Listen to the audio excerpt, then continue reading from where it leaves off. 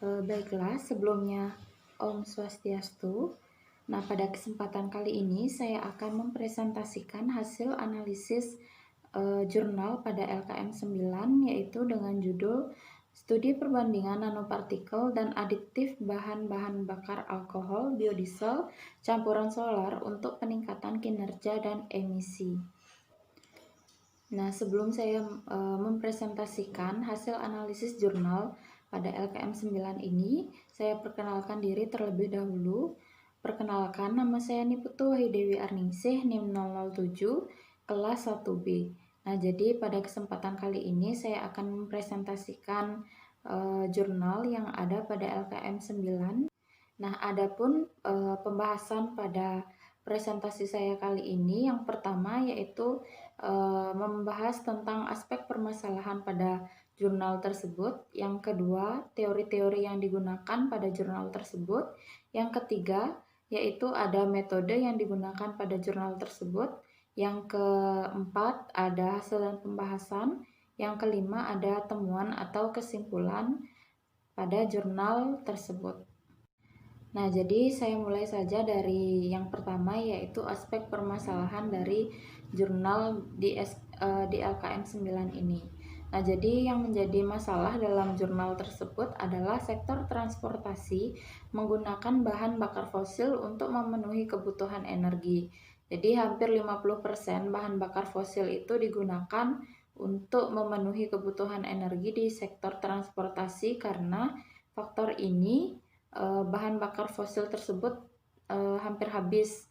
Nah, cadangan bahan bakar fosil itu menurun dengan cepat, disertai efek dramatis emisi gas rumah kaca terhadap perubahan iklim yang telah mendorong para peneliti untuk mengeksplorasi sumber bahan bakar yang terbarukan untuk menggantikan bahan bakar fosil konvensional di mesin diesel. Nah, jadi sudah banyak peneliti yang menyelidiki berbagai biofuel terbarukan seperti biodiesel, minyak nabati, alkohol, dan lain-lain. Nah, baiklah, saya lanjutkan ke teori-teori yang digunakan dalam jurnal pada LKM 9 ini. Jadi terdapat 9 teori yang digunakan. Yang pertama dari Mutjaba dan kawan-kawan, yaitu sifat aliran dingin minyak sawit dapat ditingkatkan melalui pencampuran dengan bahan baku asam lemak tak jenuh tinggi seperti minyak wijen. Nah, yang kedua dari Ganbari dan kawan-kawan dengan penelitiannya, yaitu menggunakan CNT multidinding berbasis karbon sebagai aditif bahan bakar diesel, biodiesel yang menyebabkan emisi BSFC dan CO lebih rendah. Nah, yang ketiga dari Raju dan kawan-kawan menyebutkan bahwa CNT sebagai bahan bakar aditif nano mengurangi BSFC yang dengan emisi mesin. Nah, yang keempat ada Saudagar dan kawan-kawan. Jadi mereka menyebutkan bahan bakar campuran HOME 2040 dan DSOME 2040 meningkatkan karakteristik mesin secara keseluruhan. Nah, yang kelima ada dari Hosini dan kawan-kawan.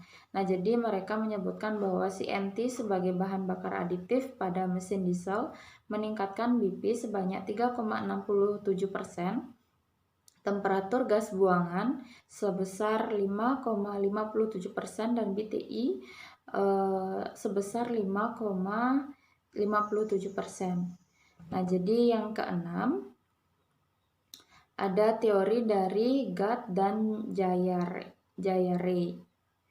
Nah, jadi mereka menyebutkan bahwa studi banding pada biodiesel jarak pagar menggunakan nanopartikel yang berbeda. Nah, yang selanjutnya ada dari Ahmed dan Hamdi. Nah, jadi Ahmed dan Hamdi ini menyebutkan bahwa WCNT menunjukkan hasil yang menjanjikan dalam pengurangan emisi mesin.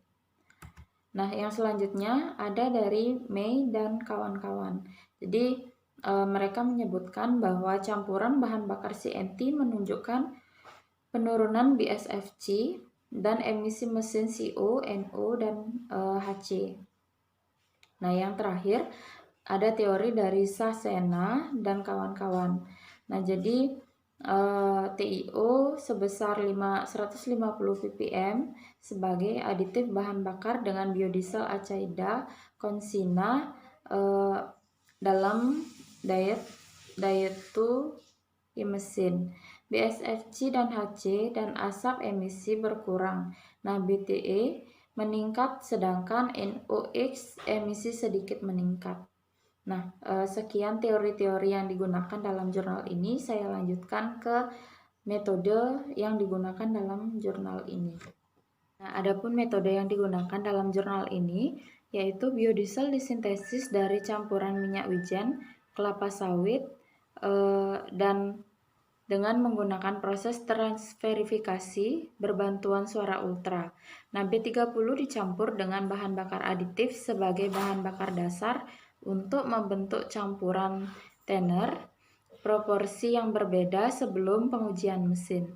Nah, alkohol beroksigen atau di dalamnya ada DMC dan DEE dan nanopartikel CNT dan TiO digunakan untuk meningkatkan karakteristik bahan bakar dan emisi mesin serta parameter dari kinerja mesin tersebut.